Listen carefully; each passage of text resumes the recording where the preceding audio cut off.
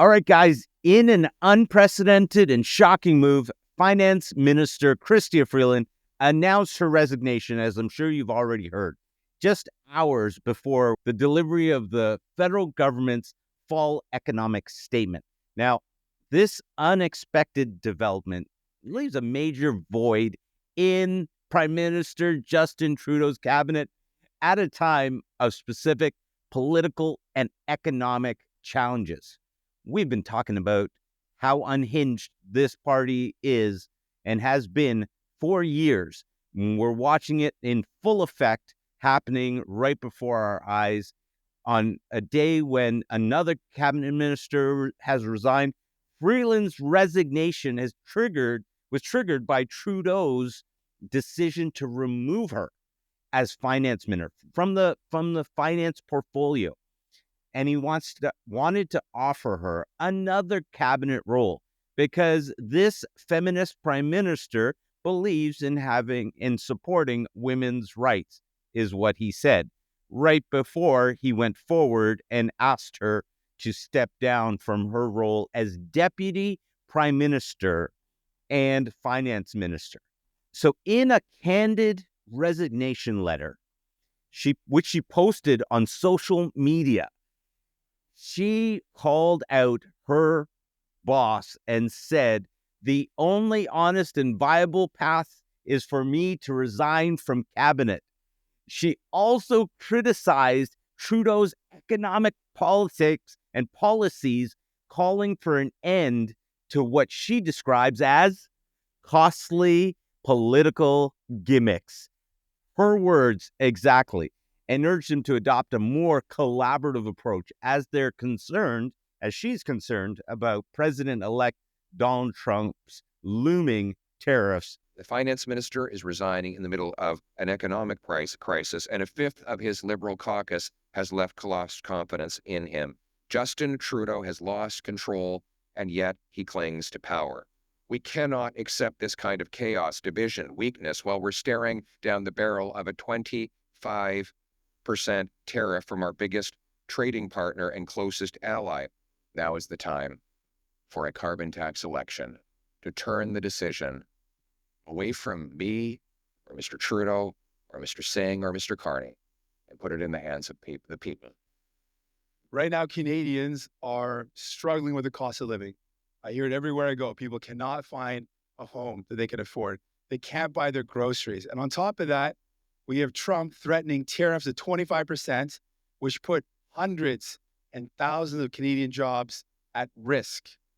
And instead of focusing on these issues, Justin Trudeau and the Liberals are focused on themselves. They're fighting themselves instead of fighting for Canadians. For that reason, today I'm calling on Justin Trudeau to resign. He has to go. Yeah.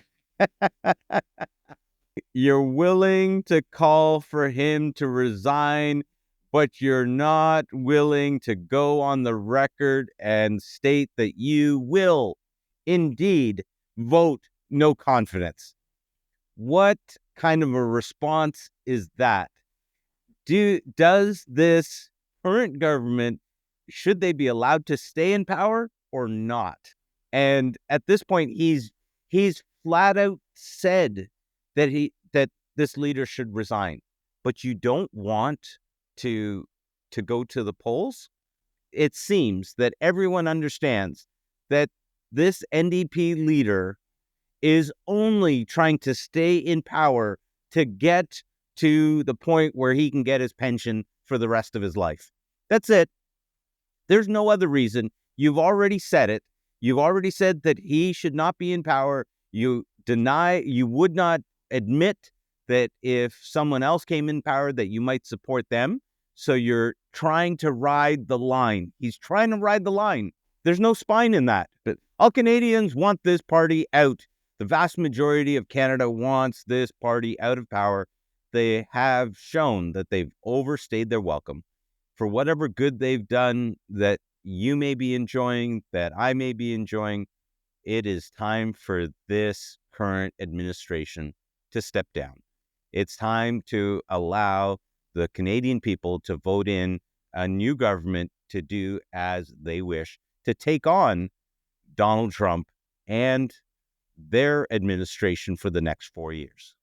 Why did we talk about Donald Trump? Why did the U.S. election matter so much to Canadians? Well, you're seeing it at work right now. Everything that's happening in the government right now here in Canada is happening as a result of Donald Trump, president-elect.